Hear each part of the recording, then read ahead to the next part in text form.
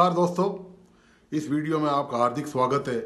दोस्तों, आपने ठगी के बहुत सारे कारनामे सुने होंगे। तरह तरह की ठगी देश में की जा रही है। साइबर हैकिंग के जरिए ठगी की जा रही है। लोगों को घरों में बंधक बनाकर बंधक बनाकर ठगी की जा रही है।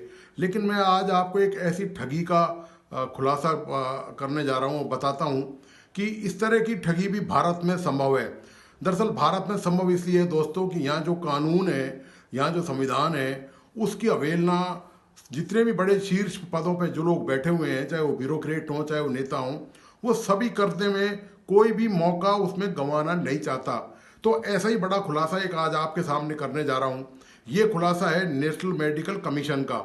दोस्तों, देश में नेशनल मेडिकल कमीशन ने करोड़ों रुपए का घपला करने वाले मेडिकल कॉलेज, जो सरकारी और प्राइवेट क्षेत्र के मेडिकल कॉलेज हैं, जिन्होंने डॉक्टर्स के जो स्टूडेंट डॉक्टर हैं, जो अंडर ग्रेजुएट हैं, जो पोस्ट ग्रेजुएट हैं, उनके हकों पर डाका डाला है।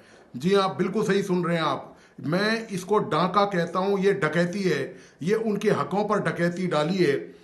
ये 198 कॉलेज ऐसे हैं जिनकी एनएमसी ने पहचान की है। इनमें 115 सरकारी कॉलेज हैं और बाकी 88 जो कॉलेज हैं वो प्राइवेट कॉलेज हैं। दोस्तों, किया दरअसल इन कॉलेजों ने क्या डाका डाला है ये मैं बताता हूँ। सरकारी मतलब आश्चर्य की बात यह है कि निजी क्षेत्र वाले तो इस मामले में कुख्यात हैं ही, लेकिन सरकार में भी ऐसा हो सकता है, ये सबसे बड़ी आश्चर्य की बात है। दरअसल एनएमसी की जो गाइडलाइन थी उसमें ये था 2023-24 में कि जो अंडर ग्रेजुएट हैं, जो एमबीबीएस कर रहे हैं, जो पोस्ट ग्रेजुएट हैं और जो पोस्ट ग्रेजुएट हैं, उनको स्टाइफंड दिया जाएगा।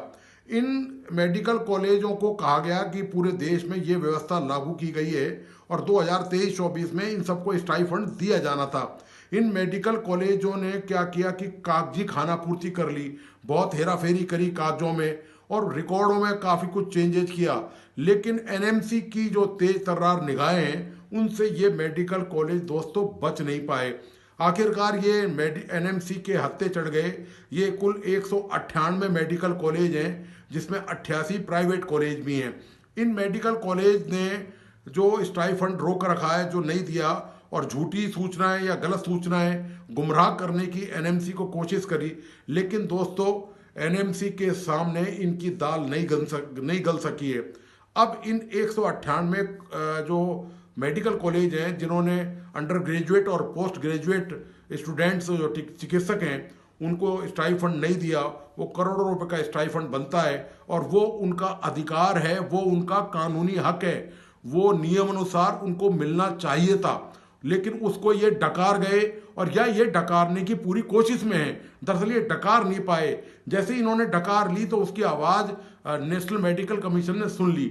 अब इन सब 198 मेडिकल कॉलेजों को नेशनल मेडिकल कमीशन ने नए सिरे से नोटिस जारी किया है और बाकायदा चेतावनी दी है। दोस्तों, इस बार इतना कड़ा शिकंजा है कि एनएमसी के शिकंजे से इन मेडिकल कॉलेजों के जो प्रबंधक हैं, चाहे वो राज्य सरकार के अधिकारी हों और चाहे वो प्राइवेट मेडिकल कॉलेज के प्रबंधक हों, जिन्होंने ये लूटमार मचाई है स्टाइफंड के नाम पर, वो दोस्तों इस बार शायद मुश्किल बच पाएं।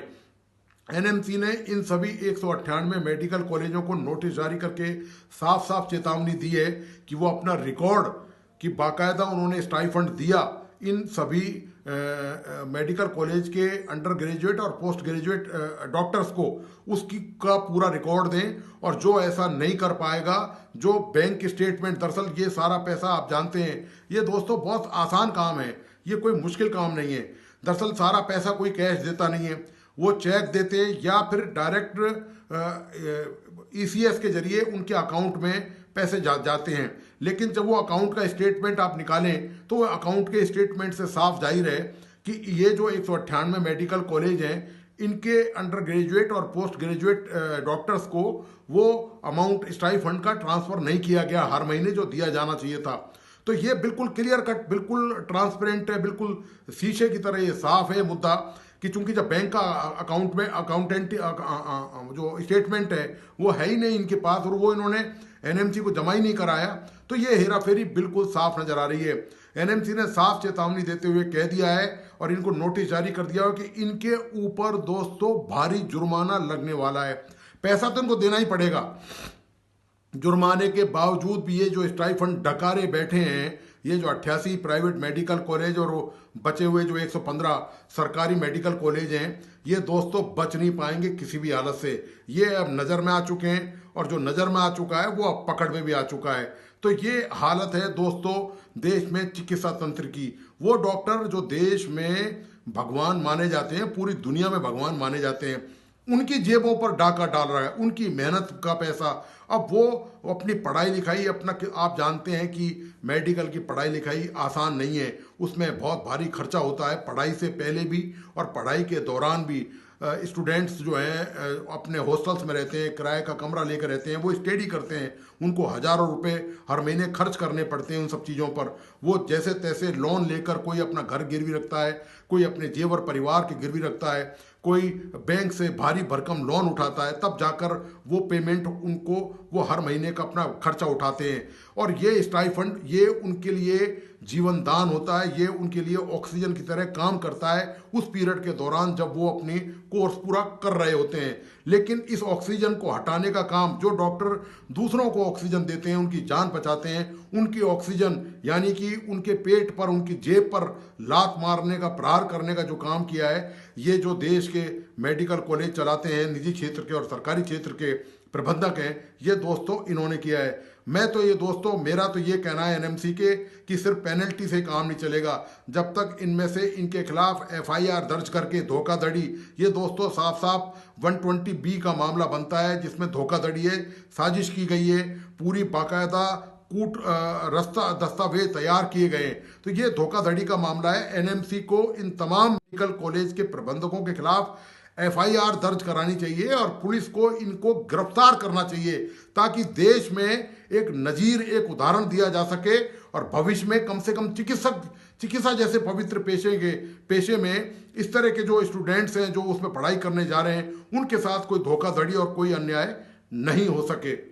तो दोस्तों, आपको आज का विश्लेषण कैसा लगा, प्लीज़ अपने लाइक एंड कमेंट के साथ मुझे ज़रूर बताइए। मेरा निवेदन है कि ये मेरा नया चैनल है राजस्थान का, तो मेरा आप सबसे अनुरोध है, प्लीज़ इस चैनल को सब्सक्राइब जरूर करें ताकि मेरा भी मनोबल बढ़ सके और मैं इस तरह के जो उद्देश्यपरक, जो तथ्यपरक जो वीडियो है, उसका विश्लेषण मैं आपके सामने रख सकूं।